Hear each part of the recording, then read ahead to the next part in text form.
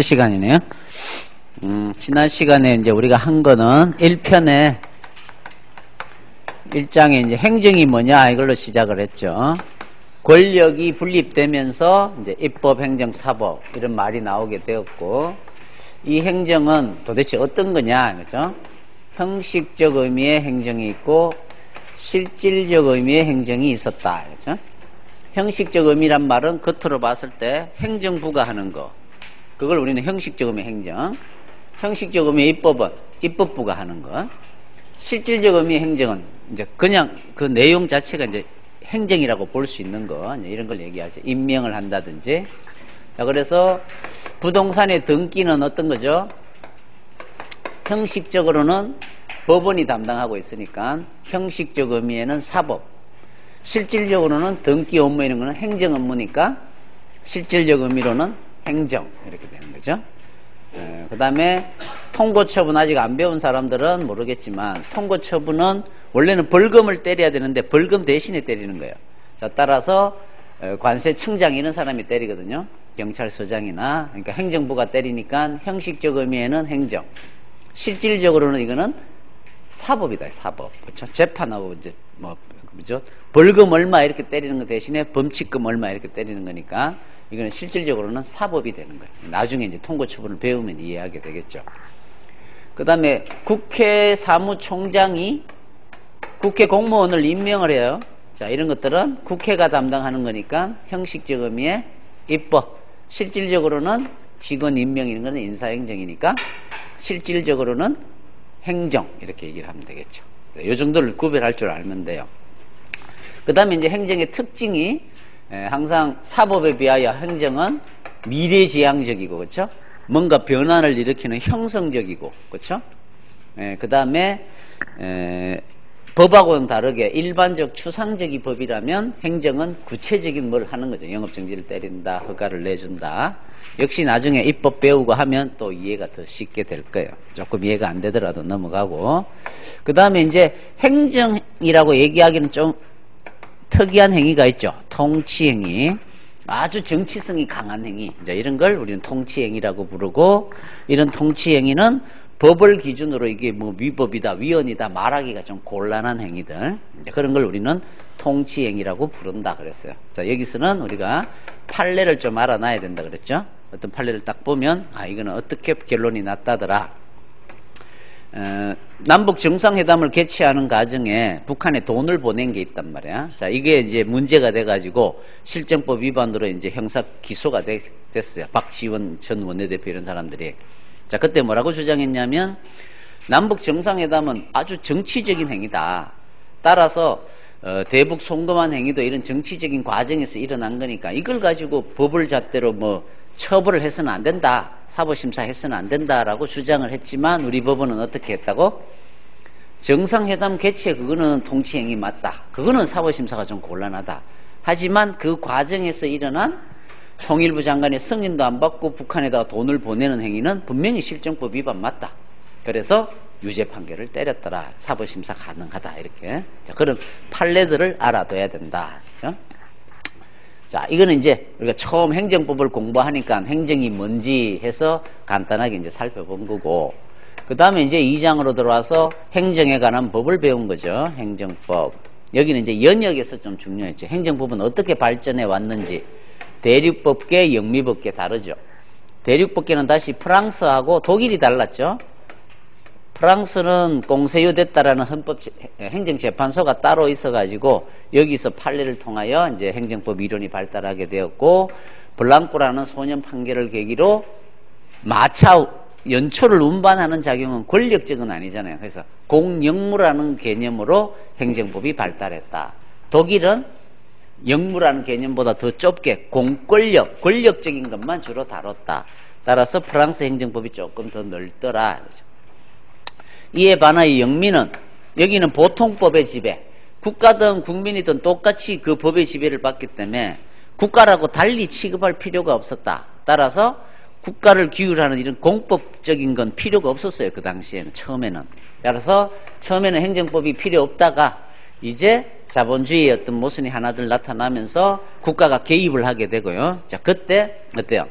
이제 행정위원회 이런 걸 만들 수밖에 없으니까 국가가 개입을 하려면 이런 거와 관련된 법들이 만들어지게 되었다. 그러니까 영미는 독일에 비하여 늦게 써야 행정법은 발달한 거다.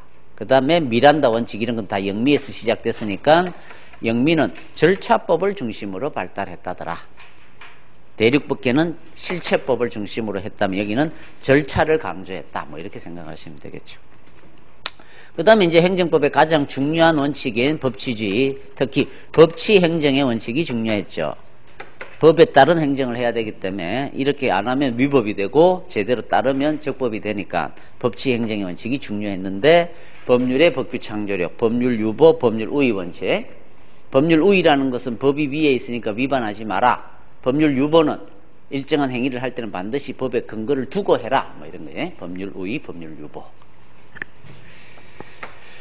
여기 이제 중요했고, 그 다음에는 이제 행정은 법에 따라야 되는데 어떤 법에 따라야 되는데 행정법에 법원은 어떤 게 있는데 해서 이제 성문법원, 조문으로 된 법원, 조문으로 되어 있지 않는 법 이런 게 있었죠. 헌법, 법률, 명령, 조례, 규칙 이런 것들이 다 조문으로 된 행정법이라고 볼 수 있는 규범들이더라.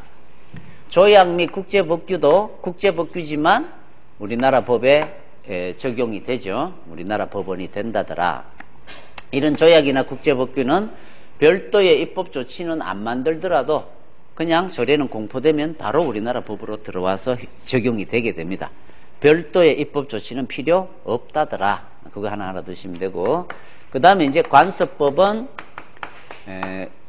어떤 관행이 계속되어 오고 사람들도 다 그걸 법이라고 생각을 해요. 그러면 관습법이 된다. 그죠?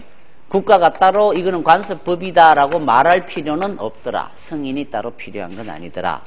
그 다음에 이런 관습법은 이런 법이 없을 때 이게 이제 적용이 되는 것이지, 이 관습법이 이미 만들어진 법률을 효력을 없애는 효력은 없더라. 개폐적 효력은 없고 보충적 효력에 그치더라. 이 말 하나 알아두시는 거죠. 그 다음에 이제 판례법. 요게 이제 지금 우리가 할 차례죠. 그래서 교과서는 몇 페이지인가?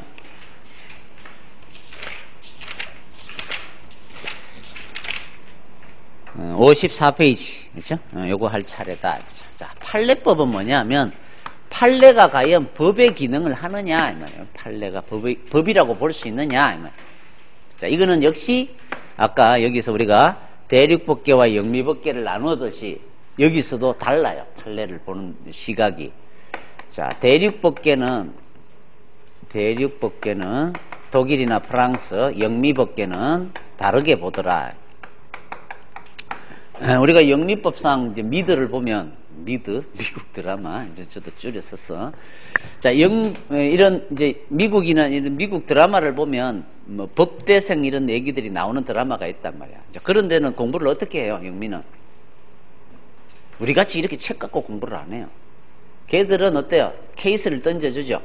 갑이라는 사람이 다른 업소에는 단란주점이었는데 미성년자를 고용해서 장사가 잘 되니까 나도 한번 해보자 하고 이제 따라 했던 거지. 근데 예전에 업소들은 단속에 걸리면 1개월밖에 영업정지를 안 받았어요. 근데 유독 나한테는 이번에 걸렸는데 3개월이 나온 거야. 이때 이 업소 주인은 어떤 식으로 위법을 주장할 수 있느냐 이렇게 한번 케이스를 던지는 거야. 이제 그러면 나는 공부를 어떻게 하는 거야? 미국 학생들은 이제 도서관 가서 지금까지 판례 그거하고 비슷한 판례가 어떤 게 있었는지를 뒤져보는 거야. 그래서 가장 유사한 사례 몇 가지를 끌고 와서 어떤 판례에서는 이렇게 해결됐으니까 이 사건도 이렇게 해결해야 됩니다. 이렇게 이제 해결을 해 나가는 거야. 거기는. 근데 우리는 어떻게 해요? 우리는 영업정지 처분은 행정행위다. 자, 행정행위는 처분성이 있으니까 항고소송을 제기할 수 있고, 자, 이런 영업정지에는 법치행정의 원칙이 있는데, 자, 법치행정에는 조금 이따 배울 비례 원칙, 뭐 자기구속의 원칙이란 게 있더라. 이런 원칙은 이런 개념이니까 이 원칙이 적용되려면 이런 요건을 갖춰야 되고, 이런 요건을 딱 비춰보니까 이 사건도 그 원칙에 위반되니까 위법합니다. 따라서 취소해 줘야 됩니다. 뭐 이런 식으로 주장을 해야 돼요. 우리 행정법 공부는. 법치행정이란 말을 갖고 오고 행정행위란 말을 갖고 오고 자기구속의 원칙이란 말을 갖고 오는 거야. 그런 개념을 가지고 풀어나가는 거야. 근데 영미는 그런 말이 중요한 게 아니지. 이와 유사한 사례에서 이렇게 해결했다. 따라서 이것도 이렇게 해결돼야 된다. 이런 식으로 한단 말이야. 자, 이렇듯이 영미는 뭐예요?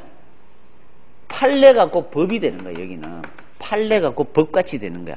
이 예전의 판례대로 이 사건을 해결을 해야 돼. 자, 그래서 영미는 이런 원칙이 있어요. 선례 구속성의 원칙이란 게 인정이 되는 나라야. 앞선 자 판례래자야. 판례래. 이게 뭐예요? 앞선 판례가 뒤에 나오는 판례들을 구속한단 말이에요. 어떤 사건들을. 그러니까 이런 원칙이 인정되는 나라니까 이런 영미에서는 판례가 곧 법원이 될 수 있다. 이렇게 보는 거예요. 법원이다. 행정법이다. 이 말. 근데 대륙법계는 이런 원칙이 인정이 안 되는 나라야. 선례 구속성의 원칙이 인정 안 되는 나라다. 이 말. 따라서 원칙적으로 대륙법계의 판례는 법원이 아니다. 이렇게 된다. 법원이 아니다. 이거죠. 그러면 우리나라는 어떨까요? 우리나라도 역시 대륙법계의 법을 이어받아온 나라야. 근데 특이하게 재판은 누가 하죠? 그거는 영미식이야. 그렇죠? 일반 법원이 담당한다. 지난 시간에 했죠. 그래서 우리는 무슨 국가주의라 그래? 행정부의 행정재판소가 따로 없고 사법부의 법원이 행정사건을 재판을 하니까 사법국가주의 이렇게 표현했잖아요. 그것만 다르고 나머지는 다 이쪽 법을 우리는 가져온 거야. 그래서 우리도 이렇게 된단 말이야. 선례가 구속성의 원칙이 없고 판례가 법원이라고 보기 어려운 거야. 어려운 거야. 진짜 그런가 보면 우리 법원조직법이 있어요. 법원을 규율하는 법이 법원조직법이야. 국회와 관련된 법은 국회법이 있고요. 헌법재판소를 규율하는 법은 헌법재판소법이라는 게 있어요. 자, 법원조직법을 찾아가 보면 이렇게 돼 있어요. 2조에 우리 법원은 뭐 하는 데냐면 이런 일을 하는 데야. 지금 이 얘기가 아닌데 나중에 하죠. 법률상 쟁송이 생겼을 때 우리 법원은 이걸 법적으로 판단을 해서 뭐가 옳다, 뭐가 틀리다는 걸 판단해 주는 곳이다. 이렇게 얘기를 해요. 그리고는 8종가에 가보면 이렇게 돼 있어요. 상급법원의 법적, 사실적 판단은 당해 사건에 한하여 하급심을 구속한다. 이렇게 돼 있어요. 조문이 이렇게 돼 있단 말이에요. 이 말이 뭐예요? 상급법원에 어떤 법적인 판단을 했어요. 판례가 나왔단 말이에요. 대법원의 판례가 나왔어요. 이 대법원의 판례는 하급심, 고등법원이나 1심 법원을 구속을 해요. 그러면 판례가 구속력이 있네? 근데 뭐라고 돼 있어요?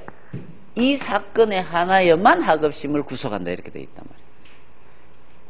이 말이 뭔 말이냐면 이런 거예요. 자, 우리나라는 양심적 병력 거부를 인정해 주나요? 안 주나요?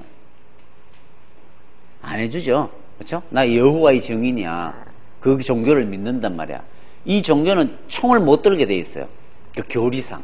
사람을 살상하는 무기 이런 거는. 그러니까 군대에 들어가면 당연히 논산훈련소 가면 뭐 해야 돼요? 총을 쏴야 된단 말이야. 사격훈련 이런 걸. 그러니까 이 종교 교리상 나는 군대에 갈 수가 없는 거야, 얘들은.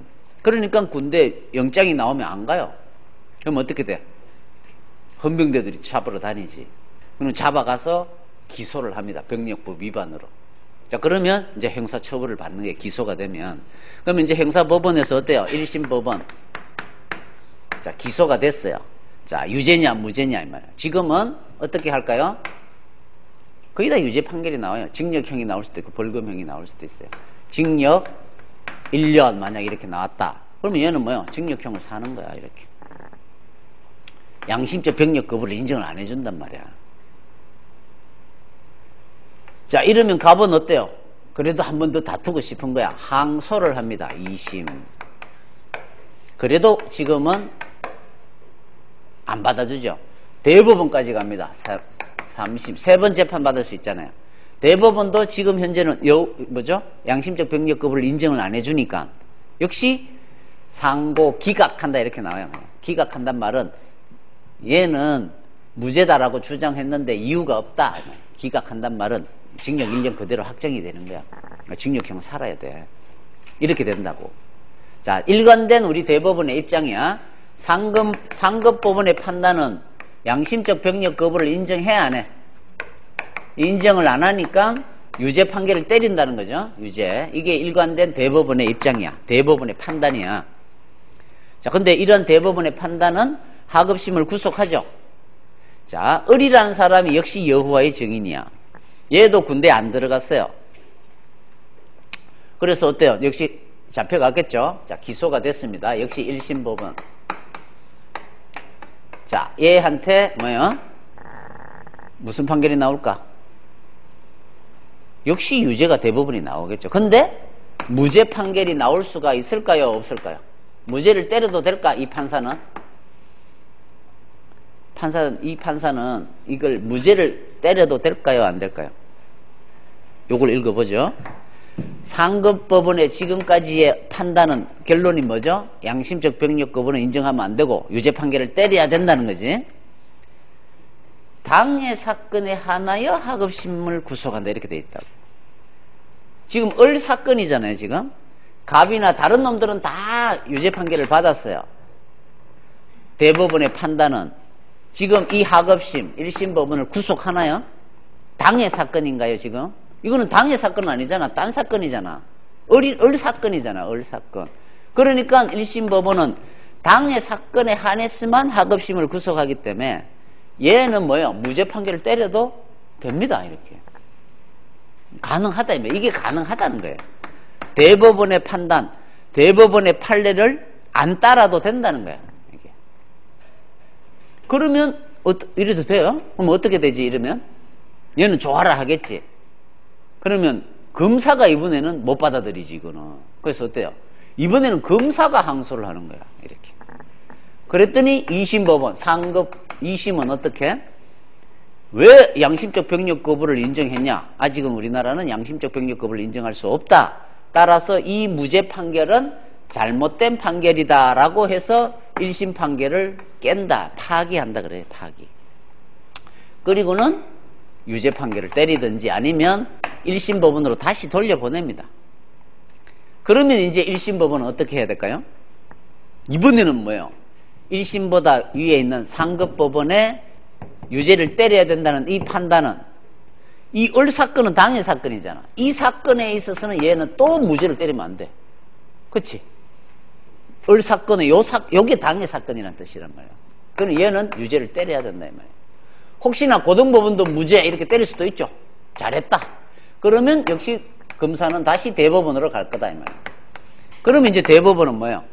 자, 대법원이 지금까지의 어떤 양심적 병력 거부를 인정하지 않던 것을 새롭게 견해를 바꾸려면 전원 합의체 14명이거든요. 이 3분의 2가 찬성을 해야 판례를 바꿀 수가 있어요. 자, 그렇게 쉽게 잘 안 바꾼단 말이에요. 그 결론은. 그래서 역시 3심에서 어때요? 잘못된 판결이다. 따라서 다시 판결해라 하면서 돌려보낸단 말이에요. 그러면 얘는 어때요? 이제 당해 사건에 있어서는 잘못 판단했다. 다시 해라 그랬으니까 다시 해야 되는 거야. 이거는 이제는 유죄를 때려야 되는 거다. 이게 당해 사건에 한하여 하급심을 구속한다는 뜻이야. 일반적인 대법원 판례는 다른 사건에는 반드시 따라야 되는 게 아니다. 맞죠? 앞선 판례의 선례가 하급심을 구속하지 않죠. 그러니까 우리는 선례 구속성 원칙 인정 안 되는 나라단 말이야. 그런 뜻이야. 시험은 어떻게 낼까? 요걸 이제 유사 사건에 한하여 동종 사건에는 하급심을 구속한다 이렇게 내겠지. 구속해 안 해? 안 하지. 이런 말을 하면 안 된단 말이야. 그 사건만 하급심을 구속하는 거야. 그렇죠? 요렇게 내는 거예요. 자, 근데 사실상으로는 어떻게 될까요? 반드시 법적으로 따라야 되는 건 아닌데 대법원이 판례를 변경하지 않는 한 사실상으로는 어때요? 결국 무죄를 때리더라도 결국은 올라가가지고는 유죄가 나오게 된다 이런 뜻이. 이게 사실상의 구속력은 있다 이렇게. 반드시 법적인 구속력은 없지만 그렇게 표현하는 거예요. 그래서 어떤 학자들은 사실상의 구속력밖에 없으니까 대법원 판례는 법원이 아니다라는 사람도 있고요. 어떤 사람은 결국은 대법원이 판례를 바꾸지 않는 한 유죄 판결 때릴 거 아니냐. 그러니까 예전에 판례를 쉽게 변경하기 어려우니까 법원이라고 보자 이런 사람들도 있는 거야. 그러니까 이렇게 볼 수도 있고 저렇게 볼 수도 있고 시험은 그런 것들은 내기가 어려운 거예요. 그래서 그렇게 견해가 대립될 수 있는 거예요. 그래서 여러분들은 어떻게? 자, 영미는 선례 구속성이 인정이 되니까 판례가 법원이라고 볼 수 있다. 법적 구속력이 있다. 하지만 대륙법계는 이 원칙이 인정이 안 되고 따라서 법원으로 보지 않는 게 일반적이다. 이렇게. 우리나라도 마찬가지다. 따라서 우리나라도 당해 사건에는 하급심을 구속하겠지만 다른 사건, 유사한 사건이든 동종 사건이라 하더라도 하급심은 구속할 수가 없다. 이렇게. 요게 판례법이야. 자, 그러면 교과서로 54페이지 판례법이란 법원의 재판, 판례를 통하여 형성된 법을 말하는데 2번에 영미법계는 선례 구속성의 원칙이라는 게 있어서 판례법의 법원성을 인정하나 대륙법계는 이 선례 구속성의 원칙이 인정되지 않아 판례법의 법원성을 부정하는 입장이다. 별표. 미국의 이제 하버드 대학의 공부벌레들 이런 미국 드라마 보면 판례를 연구하더라. 판례가 법이니까 이렇게 생각하시면 되겠죠. 자, 법원성의 문제. 일반 법원의 경우, 일반 법원이 뭐야? 대법원, 일반 사법부, 헌법재판소 말고 그냥 법원 이 말이에요. 자, 일반 법원은 자 판례법을 우리도 법원으로 인정할 수 있을까? 역시 우리도 대륙법계와 마찬가지로 선례 구속성의 원칙은 존재하지 않는다. 별표. 실제 법원 조직법도 상급법원의 법률적 사실적 판단은 당해 사건에 관해서 하급심을 기속한다. 이렇게 되어 있다. 이 말이에요. 그 당해 사건 위에다가 화살표를 올려서 동종 사건 X, 유사 사건 X 이렇게 써놔야 되겠죠. 그렇게 시험 문제를 내니까. 자, 이에 대해서 학자들 중에는 그래도 함부로 바꾸기 어려우니까 법원이라고 보자는 사람들도 있으나, 그죠? 법원 조직법의 규정은 상급법원의 판례 변경 가능성을 규정한 것이고, 판례의 판단은 그 사건에서만 구속력을 가질 뿐이기 때문에 판례의 법원성을 부정하는 게 맞겠다. 그냥 부정한다 생각하시면 돼요, 여러분들은. 그러니까 형식적으로는 전혀 구속력 없고 사실상으로는 거의 유죄 판결이 나올 거다 이런 의미예요. 자, 결론은 우리는 영미법계하고 다르게 대륙법계니까 선례 구속성 없다. 법원이라고 보기 어렵다. 왜? 당해 사건에만 구속하니까. 하지만 헌법재판소는 달라요. 헌법재판소법에는 위헌으로 결정된 법률은 판결이 있은 날로부터 효력을 완전히 상실한다고 되어 있어요. 그리고 법원이나 기타 국가기관이나 지자체를 다 기속한다 이렇게 되어 있어요. 다 그 헌재 결정을 따라야 되는 거야. 이렇게 분명히 따라야 된다고 되어 있기 때문에 이번에 헌법재판소의 위헌 판결 또는 위헌 결정이라고 해도 되고요. 이거는 법원으로서의 성격을 갖는다. 2번은 별표. 자, 그러니까 우리는 헌법재판소를 가진 나라니까 일반 법원의 판례는 당해 사건에만 구속하니까 법원이라고 보기 좀 어렵다. 헌법재판소의 위헌 결정은 모든 국가기관을 다 구속하도록 되어 있으니까 이거는 법이라고 봐야 된다. 헌재 결정은 법원. 그냥 일반 법원의 판례는 법원이라고 보기 어렵다. 이렇게 정리하고 있으면 되겠죠. 자, 그 밑에 판례 A급이에요. 자, 읽어보면 구체적인 분쟁 사건을 재판에 점하여 법률이나 법률 조항의 의미나 내용, 적용 범위가 어떠한 것인지를 정하는 권한, 즉 법령의 해석, 적용 권한은 사법부가 하는 거다 이거죠. 법을 해석하고 적용하는 권한은 사법권의 본질적 내용을 이루는 거다. 따라서 셋째 줄 뒷부분 합헌적 법률 해석을 포함한 법령을 해석하고 적용하는 권한은 누가 가지는 거야? 법을 해석하고 적용해서 재판하는 권한은 누구한테 있는 거야? 대법원을 최고법원으로 하는 법원에 전속하는 거다. 법원의 전속 동그라미. 즉 헌법재판소는 해석 적용 권한이 없다 이 말이에요. 우리가 하는 거다. 따라서 헌법재판소가 법률의 위헌 여부를 판단하기 위하여 불가피하게 어떤 법원의 최종적인 법률 해석을 한 게 있을 수 있죠. 자, 하지만 그런 법령을 해석하거나 적용 범위를 판단하더라도 헌법재판소의 이런 법률 해석에 우리 대법원이나 각급 법원이 구속되는 건 아니다. 헌재가 이렇게 해석하면 안 된다라고 말을 했더라도 뭐예요? 우리 법원은 법을 해석하고 적용하는 권한은 우리 법원의 전속 권한이니까 니네들이 그렇게 해석했더라도 그걸 반드시 따라야 되는 건 아니다는 거지. 그러니까 결론은 사법부의 법원의 전속 따라서 헌재 네가 어떤 그런 해석을 했더라도 구속하는 건 아니다. 이렇게. 자, 요거는 맞는 지문으로 거의 나올 거예요. 이거는 자세하게는 헌법에서 배우는 얘기야. 헌법에서. 근데 지문으로는 나올 수 있기 때문에 A급이에요. A급. 시험은 어떻게 낼까요? 항상 여러분들은 뭐예요? 이걸 내가 틀리게 내면 맞출 수 있을까? 그렇죠? 한번 조작을 해보는 거예요. 자, 법령 해석, 헌법재판소가 최종적인 법률 해석에 앞서 법령을 해석한 것은 그러한 헌법재판소의 법률 해석에는 대법원이나 각급 법원이 구속된다 이렇게 내겠지 뭐. 그러면 법을 해석하고 적용하는 건 법원이 하는 건데 헌재에 구속되는 거 아닌데 전속 권한인데 X 이렇게 풀면 되겠지. A급. 자, 됐습니다. 그 다음에 이제 조리라는 말이 뭐냐면 일반적인 상식 이렇게 생각하시면 돼요. 그게 조리다. 조리. 자, 어떤 사람이 소송을 제기했어요. 법원이 헌법 위반도 아니고 법률 위반도 아니고 명령 위반도 아니고 뭐 규범에 위반된 것 같지 않아요. 관습법도 없어요. 판례도 뭐 대법원 판례도 비슷한 것도 없고 그 다음에 이제 어떻게 해야 돼? 나는 모르겠다 하면 안 되지. 그쵸? 뭔가 법을 가지고 재판을 해야 되는데 지금까지 공부한 걸로는 이게 위법한지를 판단할 수가 없어요. 그러면 판사가 야 이건 난 모르겠다. 너희들이 가위바위보 해라. 이렇게 하면 되겠어요? 안 되지. 그때 뭘 갖고 오는 거야? 이걸 갖고 오는 거야. 야 조리상 내가 일반적인 상식으로 법 상식으로 판단해 볼 때 이거는 네가 잘못했다. 이렇게 판결을 해줘야 된다는 거야. 자, 그래서 조리는 언제 오는 거야? 이것들이 없을 때 뭔가 판단을 해야 되는데 이런 기준에 어떤 판단을 할 수 없을 때 최후에 보충적으로 뭘 끌고 온다? 조리를 갖고 와서 재판한다. 아까 관습법도 보충적 효력이 있다 그랬죠?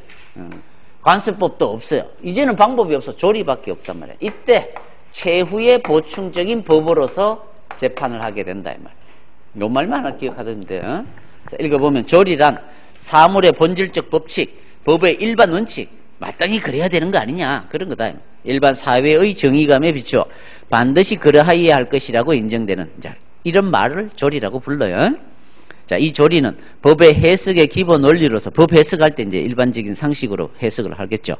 근데 성문법, 관습법, 판례법이 존재하지 않을 때 최후의 보충적 법은 동그라미 정도. 그런 의미를 가진다 그러면 맞다 하시면 돼. 특히 우리 같은 경우는 행정법은 총칙 규정이 없죠.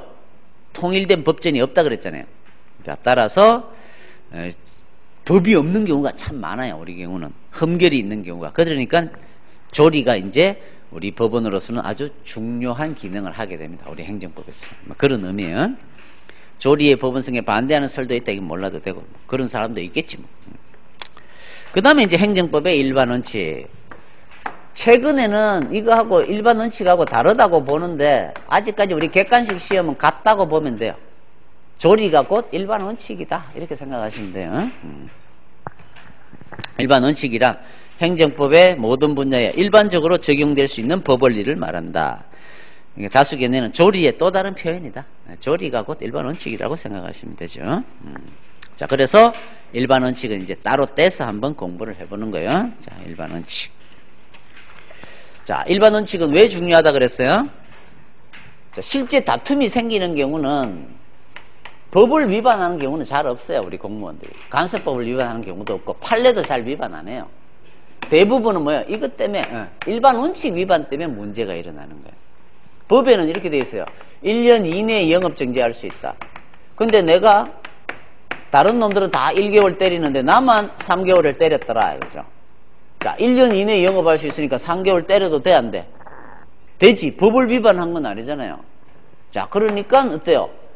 행정청은 3개월 적법하다. 얘는 그래도 이거는 평등의 원칙, 자기구속의 원칙 위반, 뭐 좀 이상한 거 아니냐 이렇게 주장을 한단 말이야. 그래서 이게 다툼이 많이 생기죠.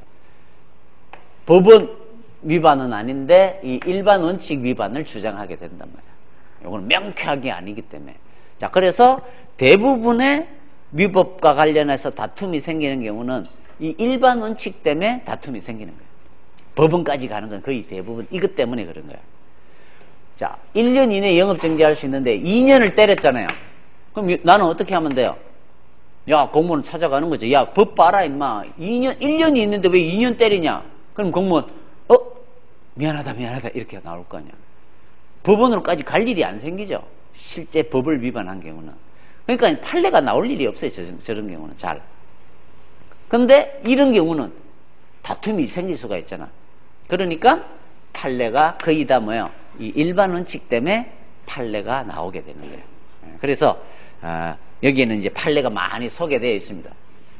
실제 이제 위법성을 심사하는 사건은 거의 다 이것 때문에 일어나게 된다.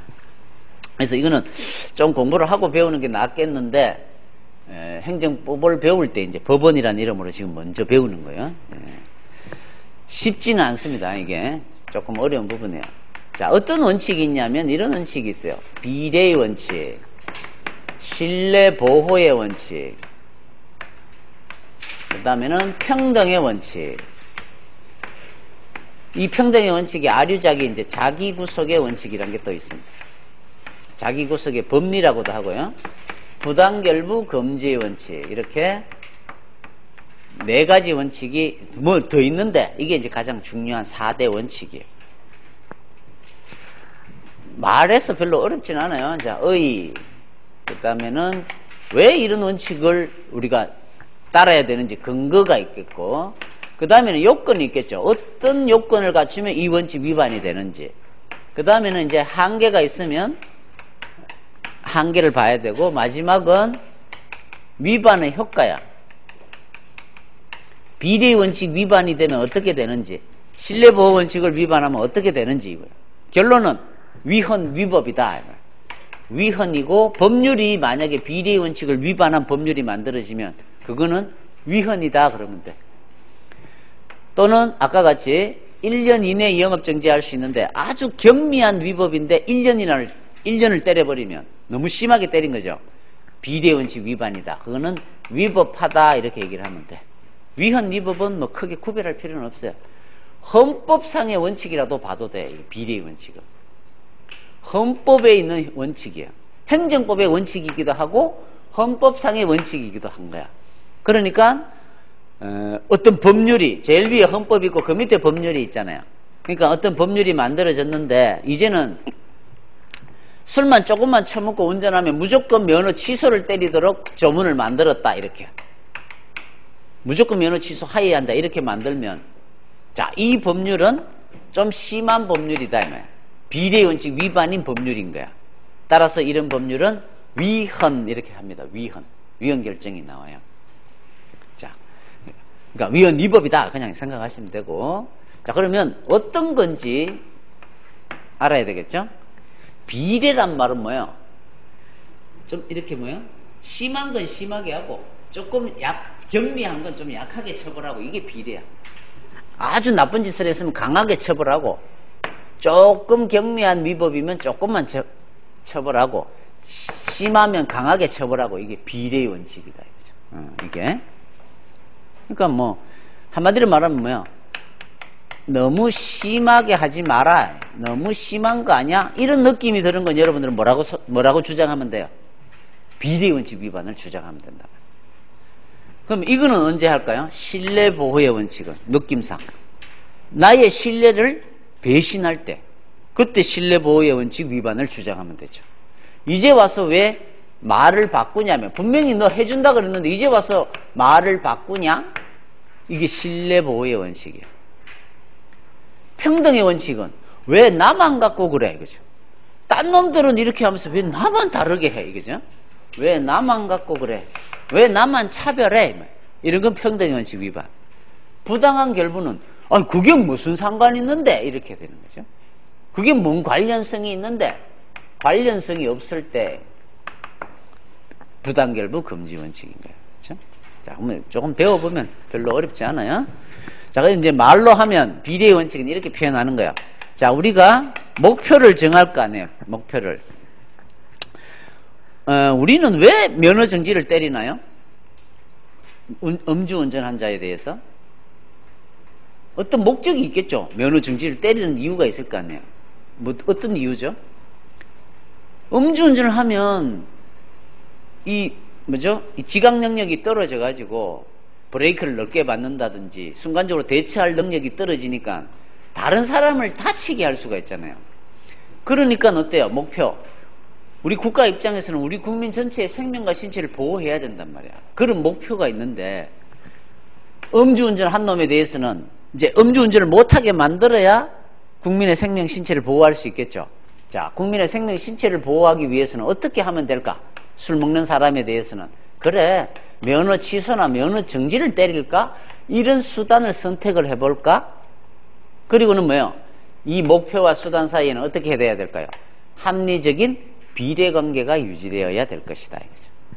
술 처먹고 운전했다고 해서 어떤 목표가 생명, 신체, 음주운전을 막아야 되겠다. 수단을 선택하는데 무조건 사형이면 그거는 너무 심하잖아요. 그렇죠? 목표와 수단 사이에 합리적인 비례관계가 없는 거지. 그래서 비례 원칙이 이렇게 표현하는 거예요. 목표가 있고 이 목표를 달성하기 위한 수단을 선택함에 있어 합리적인 비례관계가 유지되어야 한다는 원칙이다. 이렇게. 이거는 틀리게 낼 수가 없어요. 그 말 딱 읽으면 이건 뭐 비례 원칙이겠네. 이 정도 느낌이 오면 되는 거야. 그렇죠? 신뢰보호 원칙은 이거는 믿었는데 그 믿음을 보호해 줘야 된다 이 말이에요. 자, 예를 들면 갑이라는 사람이 이게 이제 미망인 사건이라는 게 있어요.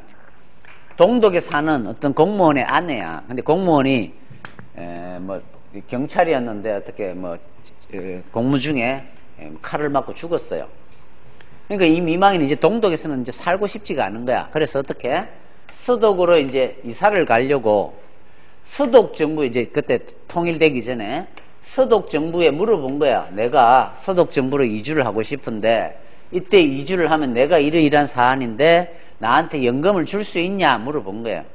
그랬더니 서독 정부에서 회신이 왔어요. 어떻게? 당연히 우리 서독 정부도 당신에게 연금을 한 달에 200만 원씩 지급합니다. 이렇게 나오더라 이 말. 자, 믿었겠죠. 이제 미망이는 믿고 이제 이주를 했어요. 그랬더니 진짜 월 200만 원씩 꼬박꼬박 지급이 됐어요. 이렇게. 근데 1년이 지났는데 이상한 통지문이 날라온 거야.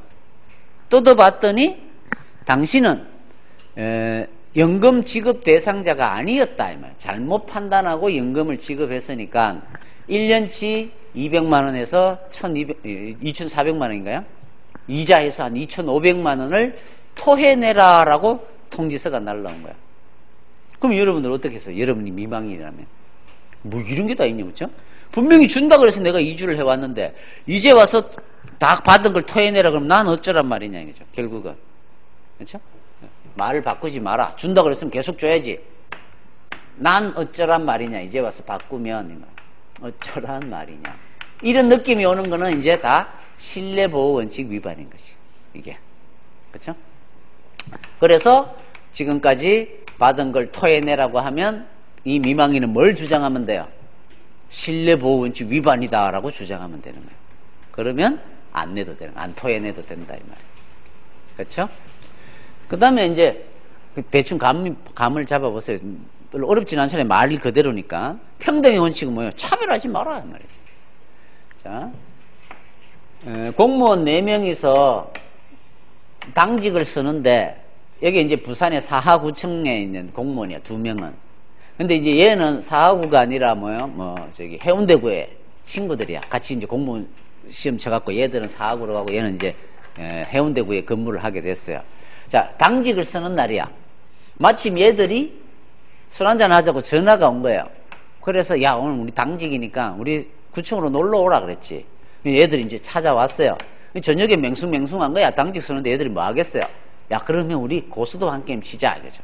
점수 내기. 그렇죠? 자 고스톱을 쳤어요. 근데 당직 중에 고스톱 치면 안 되지. 김용만이는 되지만. 자 이렇게 치다가 단속에 걸린 거야. 그러면 어때요? 이제 징계가 나오죠. 징계가. 근데 얘들은 뭐요? 해운대 구에서는 얘들한테 그냥 견책, 감봉 정도 나왔어요. 한 달 감봉. 근데 얘는 점수를 많이 잃었기 때문에 얘도 감봉을 받았어요. 사구에서. 근데 얘는 유독 파면이 나온 거야. 또는 해임이 나온 거야. 해임. 왜? 점수를 제일 많이 땄거든, 이마가. 자, 이러면 여러분이 얘라면 어떻게 하겠어요? 뭐야, 씨, 왜 나만 해임이야? 그렇게 들잖아요. 왜 나만 갖고 그래? 그치? 그래서 갑은 뭘 주장한다? 나쁜 짓을 했지만 뭐예요? 해임은 평등의 원칙에 반하지. 누구는 감봉인데 누구는 해임이냐 이 말이야. 그렇죠? 왜 차별하느냐? 너희 뭐 점수 많이 땄지 않느냐? 아니 점수 많이 딴 게 합리적인 이유가 되나요? 차별하는 이유? 안 되잖아. 이렇게 주장하면 갑은 이길 수가 있단 말이야. 해임 처분을 취소해달라고 소를 제기하면 법을 위반한 건 아니죠. 잘못했으니까 해임 때릴 수 있어요. 하지만 평등의 원칙 위반을 주장하면 우리 법원은 그래 이거는 평등의 원칙에 위반된다. 취소한다. 판결을 해준다는 거지. 또 뭘 주장하면 될까요? 갑은 이미 배운 거 있잖아요. 너무 심했잖아. 하투점 쳤다고 해임까지 하는 건. 그래서 비례 원칙 위반을 주장해도 되겠죠. 잘하면 이길 수 있어요. 이거는 이제 판단하기 나름이야. 공무원이 어떻게 당직 쓰는 시간에 고스톱을 칠 수 있느냐 이렇게 생각한다면 비례 원칙 위반이 안 나올 수도 있는 거고, 그렇죠? 근데 평등의 원칙은 좀 쉽죠, 요게 더. 그러니까 이 사건에서는 이 갑은 평등의 원칙 위반을 주장한 거야. 그래서 이겼어요. 딱 정해진 건 없어요. 여러 가지를 주장하면 돼요. 여기서는 평등의 원칙을 주장했다더라. 그 다음에 이제 갑이 대구의 반월당에 호텔이 좀 괜찮은 게 없어요. 그렇죠? 그래서 호텔 허가를 좀 받으려고 대구시장한테 가서 호텔 허가를 신청했더니 허가가 나왔어요. 근데 허가서에 뭐라고 적혀 있냐면 단 다음과 같은 조건을 따른대. 허가는 해주면서 어떻게 했냐면 앞산에 지금 미화 사업을 한 지가 너무 오래돼가지고 조금 칙칙해. 앞산공원이. 그래서 어때요? 네가 앞산공원에 미화 사업을 수행한다. 이렇게 수행하라. 미화 사업을 해달라. 이렇게 조건을 달았어요. 자, 이렇게 나오면 여러분들은 어떻게 했어요? 아니, 반월당에 호텔 허가하고 앞산공원의 미화 사업하고 관련성이 있나요? 전혀 관련이 없는 걸 나한테 왜 해달라고 그러냐 이거죠. 이거는 뭐 위반이다? 부당한 결부다 이거죠. 호텔하고 얘하고 뭔 상관이 있는데 아무런 관련성이 없는 걸 왜 나한테 하라 그러냐 이 말이에요. 그러면 갑은 뭘 주장하면 돼요? 부당결부 금지 원칙에 위반된다고 주장하면 되는 거예요. 이렇게. 그러면 얘는 이길 수가 있는 거예요. 이렇게. 됐죠? 그럼 이거는 어떨까요? 이쪽에 이제 대규모 연립주택이 한 500세대가 들어옵니다. 아파트가 들어온다고 보자. 그렇죠? 주택사업계획 승인을 받아야 돼요. 신청했더니 승인이 나왔습니다. 근데 뭐라 그러냐면 이쪽에 이제 큰 길이 있는데 옛날에는 여기에 차가 한 대 정도 왔다 갔다 할 수밖에 없었어요. 근데 이제는 이제 500세대가 들어오면 차가 왔다 갔다 하려면 이만큼 넓어져야 되겠죠. 길이. 진입도로가 필요하단 말이야. 자, 이 진입도로를 폭 10m로 해서 진입도로를 개설하여 이 도로는 누구 소유로? 얘들 소유가 아니고 시 소유로 넘겨라 이 말이야. 니네들이 니 돈으로 도로 닦아가지고 그 도로의 소유권은 누구한테? 시에 기부해라 이 말이야. 기부해라. 이게 기부 체납이라 그래. 기부 체납 의무를 부과한다. 기부하라 이렇게 읽어도 되죠. 자, 이렇게 나왔다면 여러분 어떻겠어요? 야씨 진입도로까지 우리 보고 만들어라 그래. 이렇게 생각하고 여러분들이 부당한 결부라고 소송을 제기하면 이길 수 있을까요? 진입도로는 이 정도 아파트 단지가 들어오면 필요해요? 필요 없어요? 이건 필요한 거잖아요. 따라서 이거는 관련성이 없는 게 아니야. 따라서 이런 것들은 소송 제기하면 못 이깁니다. 이건 우리가 부담해야 돼요. 지금도 그렇게 다 부담합니다. 진입도로는.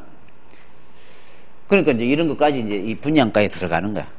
분양가에. 예. 아파트 값이 그만큼 비싸지겠죠. 진입도로가 더 들어가니까. 근데 만약에 이거 왕복 8차선으로 진입도로를 개설해서 뭐 기부해라 이러면 이건 너무 심한 거지. 그럼 나는 뭘 주장하면 돼요? 너무 심한 거 뭐야? 비례원칙 위반이다. 이렇게 주장하면 취소를 받을 수 있다 이 말이야. 됐죠? 이게 비례원칙이야.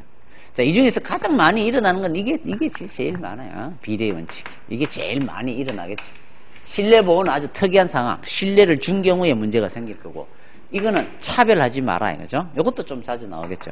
이것도 이제 이런 경우에만 이제 부당하게 할 때 결부시킬 거에 이제 이런 얘기들이 나올 수가 있다. 자, 이제 대충 다 배운 거예요 이제. 근데 이제 말로 이제 공부를 해야지 우리가. 자, 비례 원칙은 너무 심하게 하지 말아라는 원칙인데 교과서를 그렇게 쓰기는 좀 이상하잖아. 비례 원칙이란 너무 심하게 해서는 안 된다는 원칙이다. 쪽팔리잖아. 그렇게 다 교과서를 쓰기에는. 그러니까 어때? 이쁜 말로 쓴단 말이야. 어떤 목표를 정하고 이 목표를 달성하기 위한 수단은 합리적인 비례관계가 유지되어야 한다는 원칙을 말한다. 예쁘죠? 말이. 맞다. 그 다음에는 왜 이 비례 원칙은 왜 뜬금없이 이런 걸 지켜야 되죠? 왜 이런 원칙이 있는 거죠? 어디에 있냐면 헌법에 있는 거야. 헌법에. 헌법 37조 2항에 가보면 국민의 자유와 권리를 제한할 때는 필요 최소한의 범위 내에서만 제한하도록 되어 있어요.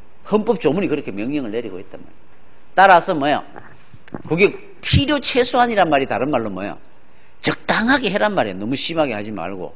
그러니까 헌법 37조 2항에 이런 조문이 있으니까 이 조문에 근거해서 이런 원칙을 인정할 수 있겠네. 이렇게 설명하면 되는 거예요. 그 다음에 이제 요건. 이제 원래 비례 원칙은 내용이라 그러는데 요게 이제 제일 중요한 거예요. 이 각각의 경우에 다 이 요건을 잘 알아야 여러분들이 어때요? 여러분들도 판단을 할 줄 알 거 아니에요. 그렇죠? 어떤 요건을 갖춰야 저 원칙 위반인지. 예. 자, 그래서 비례의 원칙은 이거는 암기를 해놓는 게 좋아요. 적필상 이렇게 돼요. 적필상. 신뢰보호 원칙은 좀 이따가 선보초 임반 이렇게 얘기할 거고, 여기는 제똥선이라 그럴 거고, 여기는 그냥 뭐 관련성이 없는 거. 이거는 쉬워요. 자, 그러면 하나씩 적필상이 뭐냐? 적은 적합성의 원칙 이 말이야. 적합성의 원칙. 필은 필요성의 원칙. 상은 상당해야 된다 이 말이야. 상당성의 원칙. 이 세 가지 원칙을 지켜야 비례원칙 위반이 아니고, 요걸 위반하면 비례원칙 위반이 되는 거야. 자, 그러면 적합성의 원칙이 뭘까? 적합해야 된다는 원칙이다 이 말이야. 말 그대로야. 적합해야 된다 이 말이야. 어떤 적합성? 이 목표를 이룰 수 있느냐 이 말이야. 이 수단을 쓰면 이 수단은 이 목표를 이룰 수 있는 적합한 수단이냐 이 말이야. 자, 아까 예를 들었죠. 음주운전을 막아야 돼요. 자, 이제는 술 처먹고 운전하면 무조건 사형이야. 자, 그러면 그 수단은 그 목표를 달성할 수 있나요? 응? 사람을 막 사형시켜버리면 누가 음주운전을 하겠어요? 음주운전 막을 수 있잖아요. 그치? 적합한 게는 맞는 거야, 이거는. 이거는 그래서 웬만하면 통과야. 쉽게 통과됩니다. 이게는. 적합성의 원칙은 그 수단은 그 목적을 달성하는 데 있어서 적합한 수단이냐? 그게 통과되면 이건 통과되는 거야. 만약에 적합한 수단이 아니면 그건 무조건 탈락, 비례원칙 위반이야. 끝. 그 대신 적합성의 원칙이 이제 통과되면 그 다음 단계 필요성을 심사하는 거야. 이렇게 그 다음에 이제 필요성을 따지는 거야. 필요성은 필요해야 된다는 원칙 느낌이 잘 안 오죠. 그러니까 요거는 이제 시험에 묻는 거야. 필요성의 원칙은 다른 말로 뭐냐 이 말. 다른 말로 최소 침해의 원칙이야. 최소 침해의 원칙. 다른 말을 알아놔야 돼. 필요성은 필최, 최필립. 최필립이 누구지? 정수장학회 그 이사장. 최필립. 필요성은 최소 침해의 원칙을 말한다. 그치? 최소 침해가 뭐야? 가장 적게 침해하는 걸 선택해야 된다. 자, 따라서 어때요? 아까 음주운전을 하면 무조건 사형을 하면 어떻게 될까요? 최소 침해인가요? 그건 아니지, 그치? 너무 심한 침해잖아. 그러니까 그렇게 선택을 하면 비례원칙 위반이 되는 거야. 무슨 원칙 위반으로? 필요성의 원칙 위반으로. 이렇게. 근데 자, 만약에 음주운전을 했는데 3개월 면허정지가 나왔어요. 자, 면허정지 때리면 음주운전을 막을 수 있죠. 적합해요. 그 다음에 필요성의 원칙, 최소 침해의 원칙이야. 자, 그러면 3개월의 면허정지는 최소 침해인가요? 이거보다 더 작은 게 있죠. 1개월 면허정지도 있잖아. 그러면 최소 침해가 아니네? 그러면 이건 최소 침해 원칙 위반인가요?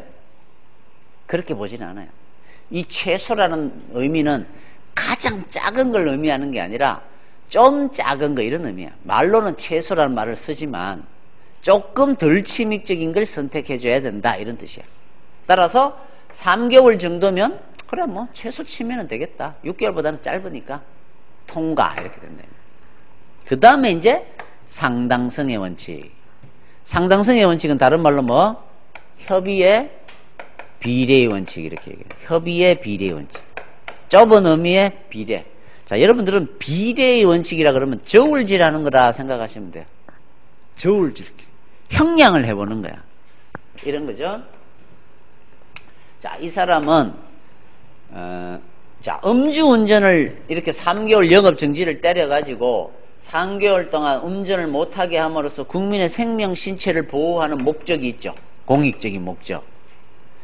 근데 3개월 동안 면허 정지하면 이 사람한테는 분명히 어떤 불이익이 있을 거 아니에요. 불이익. 이 사람은 뭐예요? 차를 가지고 장사를 하는 사람이에요. 이 사람은. 그리고 이 사람은 힘내라 미스터 킹과 같이 애들을 한 5-6명 데리고 와가 키워주고 있는 애야. 자, 이런 애들한테만요 3개월 동안 운전을 못하게 하면 어떻게 돼요? 그 부양가족이 생계가 곤란해진단 말이야. 이 불이익이 너무 커져요. 자, 3개월 면허정지를 선택함으로써 달성할 수 있는 어떤 공익적인 목적이 있을 거고, 이걸 선택하게 되면 이 사람이 있게 되는 불이익이 있겠죠. 이걸 어떻게 해봐라? 저울질을 해봐라 이 말이야. 이렇게 저울질을 해봐서 이놈이 불이익이 있더라도 이 공익이 진짜 꼭 필요하다면 3개월 면허정지는 적법. 그게 아니라 이 공익도 물론 중요하지만 이 불이익이 너무너무 심해요. 그러면 이거는 저울이 기울죠. 이러면 비례원칙 위반이 된다. 즉 그 수단을 선택함으로써 달성될 수 있는 공익이 그 수단을 선택함으로써 있게 되는 불이익을 능가해야 그거는 적법이 된다. 이 공익이 클 때만 그거는 적법하다고 봐줄 수 있다. 그런 원칙이야. 이게 협의의 비례 원칙. 저울질을 해보는 게 바로 협의의 비례 원칙이다. 자, 그러면 시험은 어떻게 나오느냐? 유치하게 나와요. 비례의 원칙에 있어서 필요성의 원칙은 협의의 비례의 원칙을 말한다. 이렇게 내요. 필요성이 협의 비례가 아니잖아. X 이렇게 낸단 말이야. 상당성의 원칙은 최소 침해의 원칙의 또 다른 표현이다. 얘가 얘예요? 아니지. 얘지. X다 이거죠. 시험은 이렇게 나와요. 그 수단을 선택함으로써 달성할 수 있는 공익이 그 수단을 선택함으로써 있게 되는 불이익보다 크다 할 수 없으므로 당해 처분은 위법하다. 이는 필요성의 원칙의 위반을 의미한다. 이렇게 하면 맞아요? 방금 제가 뭐라 그랬어요? 이 공익하고 이 불이익을 저울질을 해서 위법하다 그랬잖아. 그러면 이게 위법한 건 무슨 원칙 위반으로 위법한 거야? 이 원칙 위반으로 위법한 거지 필요성의 원칙 위반이 아니잖아. 저울질을 했잖아. 좁은 의미에. 그렇게 해도 낸단 말이야. 그러니까 공사이익을 형량하는 건 비례의 원칙, 상당성의 원칙을 말한다. 그러니까 그거 주소를 정확하게 알고 있으면 된다. 알겠죠? 비례의 원칙은 특별히 한계가 없어요. 다 적용됩니다. 그냥 심하면 다 적용이 돼요. 위반의 효과는 위헌이라고 얘기해도 되고 위법하다고 얘기해도 되는 거예요. 그렇죠? 그 다음에 이 말은 어느 원칙하고 가장 맞을까요? 참새를 쫓기 위해서 대포를 쏘아서는 안 된다. 이런 말이 있단 말이에요. 법원에. 옛날에 법학자 중에 이런 말을 쓴 사람이 있어요. 이 법언은, 이 보통 이제 뭐죠? 법정 스님이 하는 걸 법원이라 그러는데 우리가 얘기하는 법원은 진짜 법. 법원은 어느 원칙하고 관련될까요? 참새를 쫓기 위해서 대포를 쏘지 마라. 너무 심한 수단을 선택한 거지. 참새는 그냥 뭐예요? 허수아비 세워놓든지 그물 좀 쳐놓고 그쵸? 깽가리 좀 치면 다 날아갈 거 아니야. 근데 굳이 대포를 뻥뻥 쏠 필요가 뭐 있어요? 너무 심한 수단을 선택했잖아. 무슨 원칙을 표현하고 있는 말이다? 비례 원칙을 표현하고 있는 말이다. 자, 경찰관 직무집행법에는 이렇게 되어 있어요. 경찰관의 직권의 행사는 필요 최소한의 범위 내에서 행사되어야 한다. 이런 조문이 있어요. 자, 이 조문은 어느 원칙을 표현하고 있는 조문일까? 방금. 필요 최소한의 범위 내에서만 경찰권을 행사해라. 뭔 말이야? 심하게 경찰권 행사하지 마라. 무슨 원칙이에요? 비례 원칙이죠. 이런 문제들이 나온다 이 말이죠. 됐죠? 그리고 마지막은 이제 적용 범위인데, 적용 범위는 이제 앞으로 우리가 행정법을 배울 때 비례의 원칙은 어느 분야에서 주로 문제가 되냐 이 말이에요. 모든 분야에서 비례 원칙은 다 문제가 됩니다. 저거는 안 들어가는 데가 없어요. 그래서 우리 행정법을 뭐라 그러냐면 비례의 원칙의 학문이다. 조금 유식하게 말하면 형량의 학문이다 이렇게 얘기해요. 다 뭔가 이렇게 저울질을 해봐야 결론이 나와요. 그런 얘기들을 합니다. 다 적용된다. 다는 우리가 아직 안 배웠으니까. 교과서는 막 써놨죠. 근데 이건 뒤에 배워보면 저절로 알게 돼요. 이게 비례의 원칙이다. 그죠? 자, 이게 이제 비례의 원칙이고, 자, 그래서 비례의 원칙은 뭐 별로 뭐 그렇게 어렵지는 않았죠. 제일 중요한 건 이제 신뢰보호 원칙인데, 자, 밥을 많이 먹나 봐. 조는 사람이 많은데, 빨리 자. 10분 자고 좀 이따 깨워줄 테니까. 좀 이따 시작할게요.